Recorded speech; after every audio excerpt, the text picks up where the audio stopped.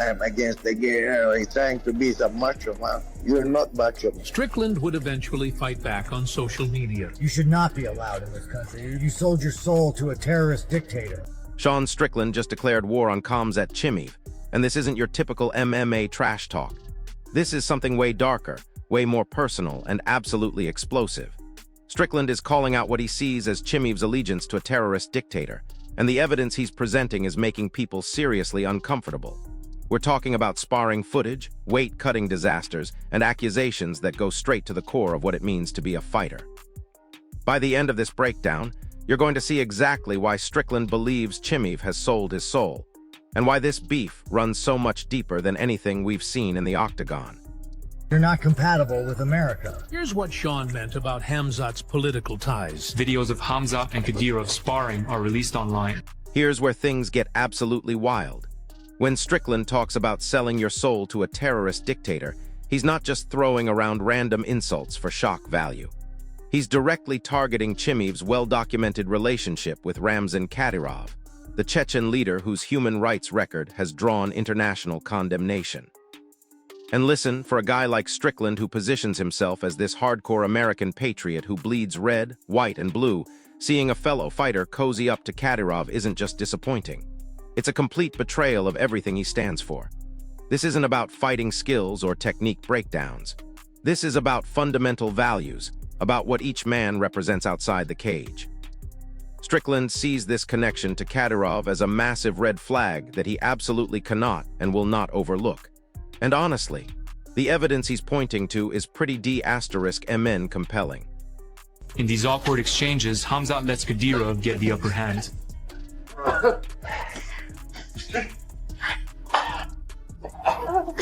And although Khamzat is smiling, everyone watching is wondering what's actually going on. But wait, it gets worse.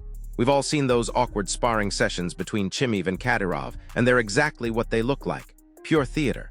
Here you have Chimaev, a legitimately world-class fighter who's known for absolutely mauling people in the cage, clearly holding back and letting Kadyrov look good on camera.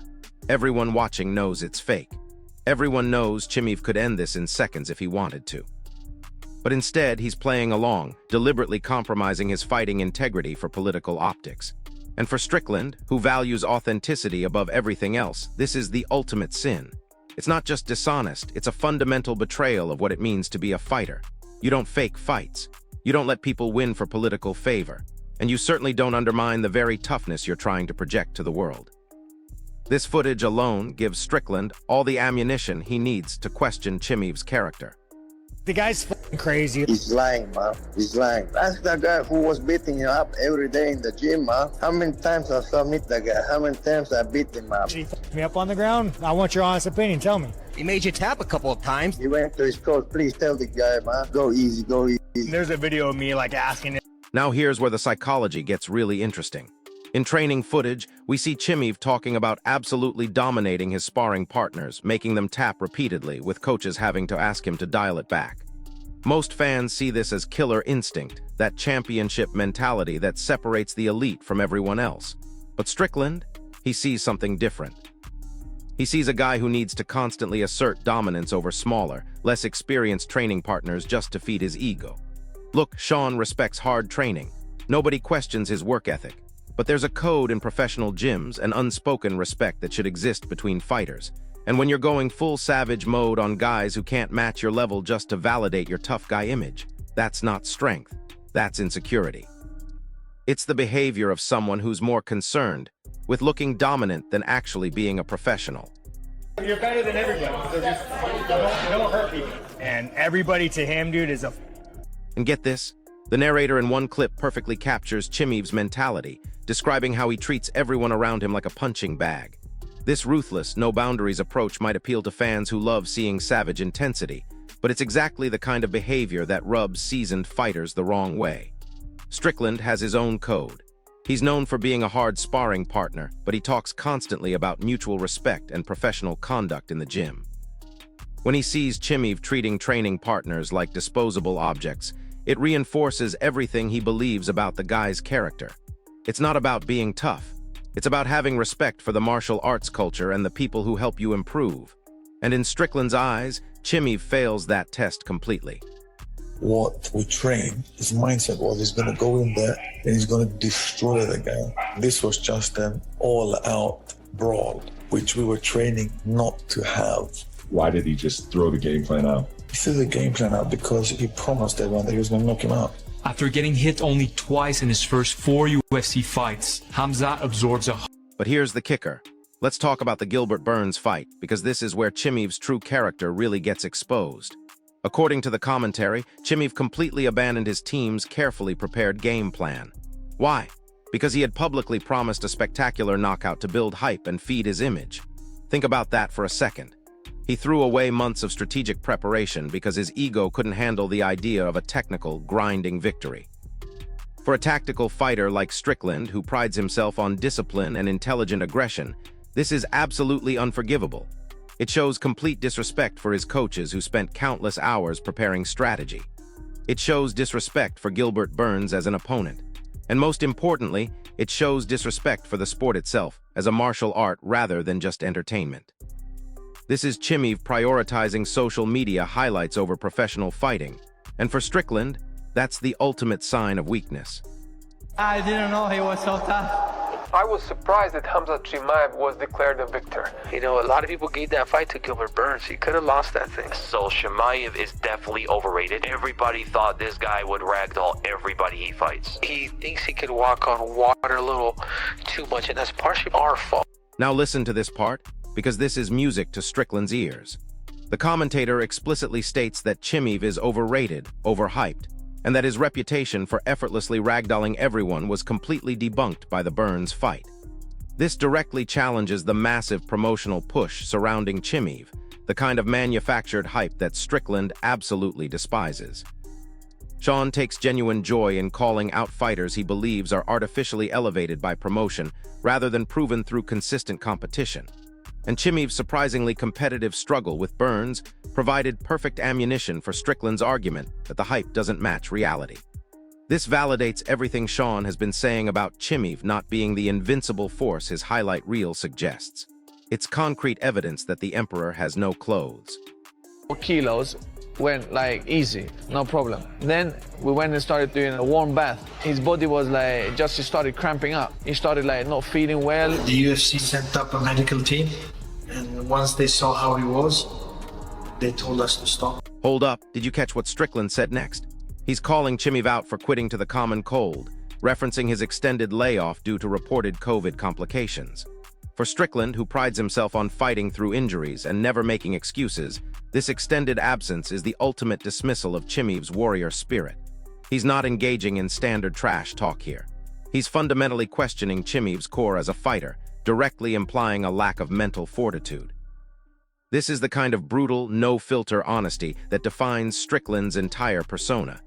He's viewing Chimaev as someone who talks big but lacks the fundamental toughness to back it up when things get difficult. And honestly, when you look at the pattern of behavior, it's hard to argue with his logic. That shit, I don't care. I care about my family, I care about my career, I care about my money. So here's where it gets absolutely insane. We get insight into the catastrophic weight cut situation before the Nate Diaz fight, and it's worse than anyone imagined. The coach describes Chimaev's entire body cramping up severely, with the medical team stepping in because it was becoming genuinely dangerous.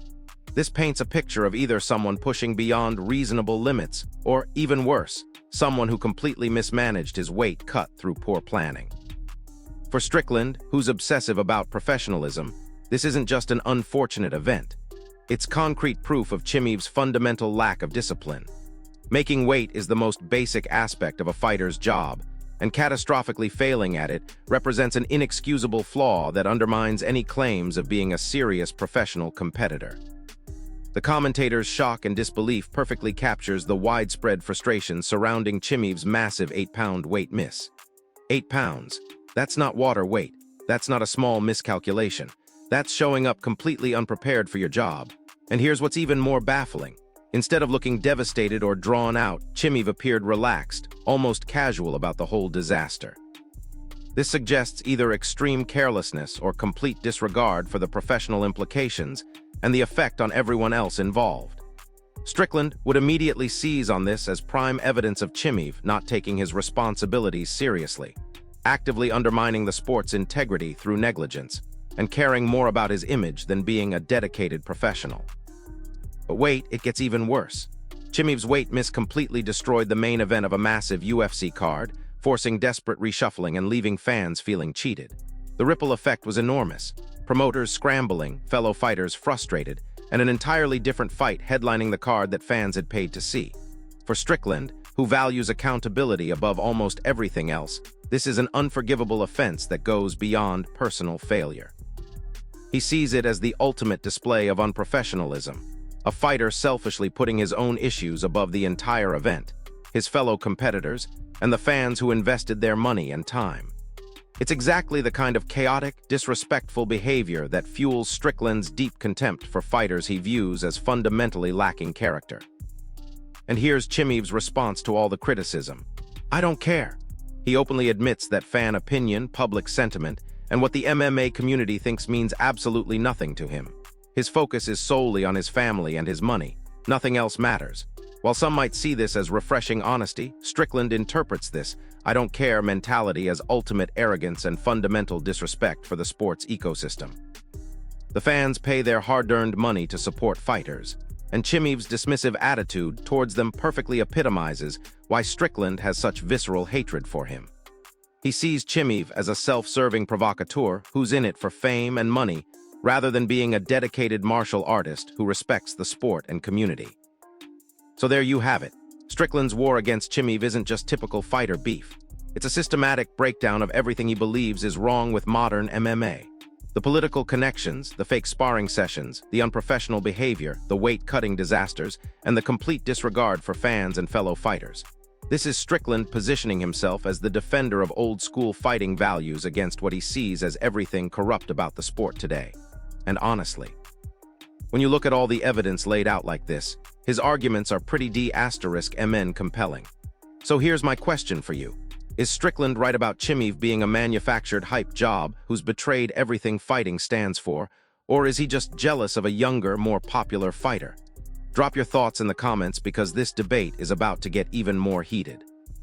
If this breakdown opened your eyes to what's really happening behind the scenes, smash that like button, subscribe for more deep dives into MMA drama, and hit the notification bell because this Strickland-Chimaev situation is far from over. I'll see you in the next one. And you know what makes this whole situation even more explosive? The timing of Strickland's attack couldn't be more strategic. We're seeing this play out right when Chimaev is trying to rebuild his reputation after that weight-cutting disaster, and Sean is absolutely relentless in his pursuit to keep those wounds fresh. But here's what most people are missing in all this drama. Strickland isn't just going after Chimaev randomly. He's methodically targeting every single pillar that Chimaev's entire brand is built on, and he's doing it with surgical precision. Let's talk about something that's flying completely under the radar, but is absolutely crucial to understanding why Strickland is so fired up. The UFC has been positioning Chimaev as this unstoppable force, this next big superstar who's going to carry the welterweight division into the future. But here's the problem. Strickland sees himself as the guy who actually earned his spot through grinding it out, fighting anyone and everyone, never missing weight, never making excuses. And now he's watching the promotion push someone who, in his mind, has repeatedly proven they can't handle the basic responsibilities of being a professional fighter. This isn't just about personal beef anymore. This is about the entire direction of the sport and who gets rewarded for what kind of behavior. But here's where things get really psychological, and this is something that's going to blow your mind. Chimaev's entire fighting philosophy is built around this idea of authentic toughness versus manufactured toughness. He believes that real fighters are forged through adversity, through taking the hard fights, through showing up when nobody's watching and doing the unglamorous work. And when he looks at Chimaev, he sees someone who's been gifted opportunities without paying the same dues. The promotional push, the highlight reel knockouts against carefully selected opponents, the social media hype machine. All of it feels artificial to someone like Strickland who clawed his way up through the rankings the hard way. And get this, there's another layer to this that nobody's talking about, but it's absolutely central to understanding Strickland's mindset.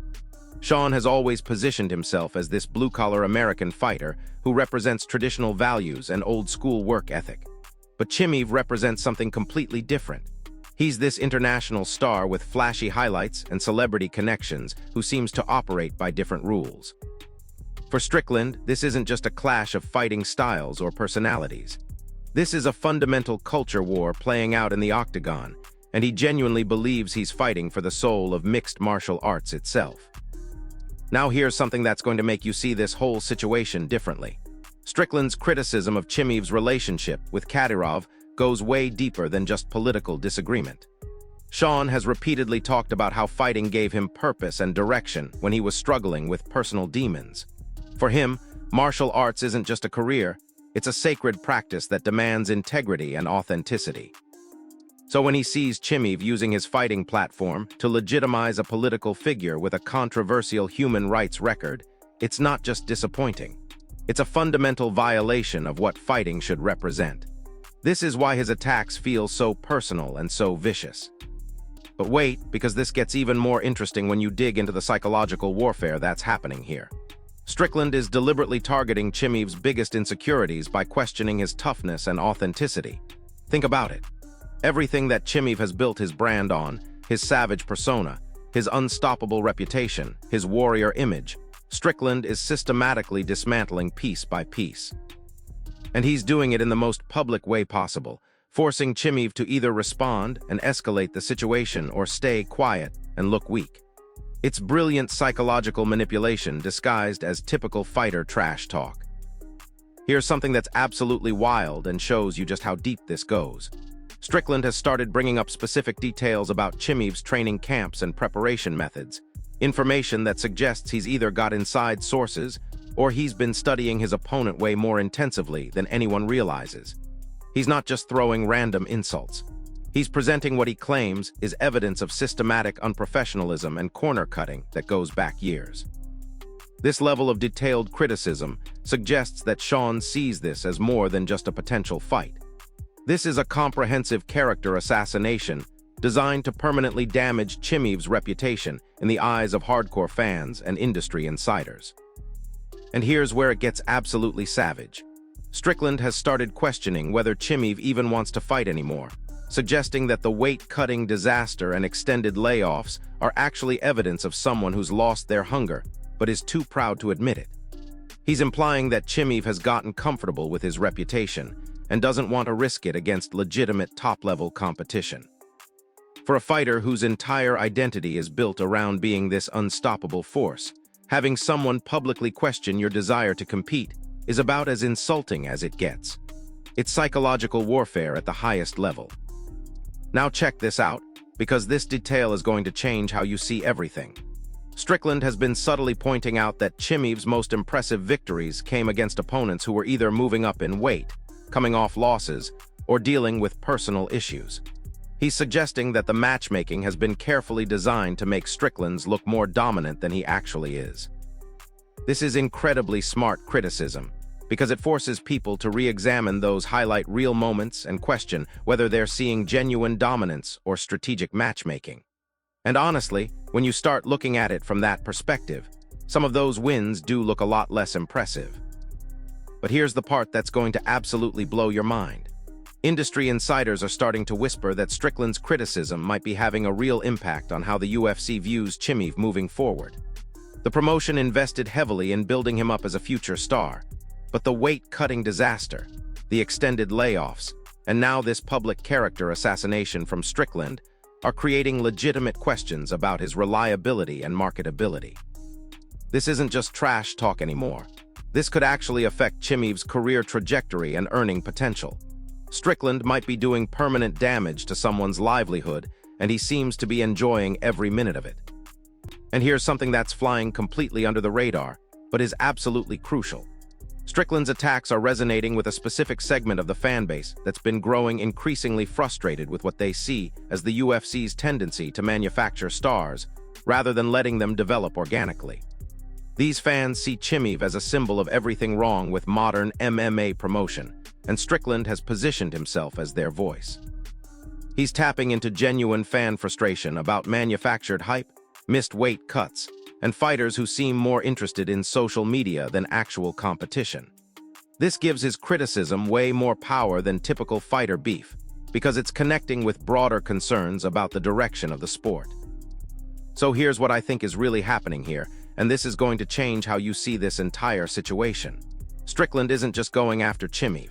He's using Chimaev as a symbol to make a broader statement about what he believes is wrong with modern MMA. The political connections, the manufactured hype, the unprofessional behavior, the lack of accountability. Chimaev represents everything that Strickland thinks is corrupting the sport he loves. This is bigger than just two guys who don't like each other.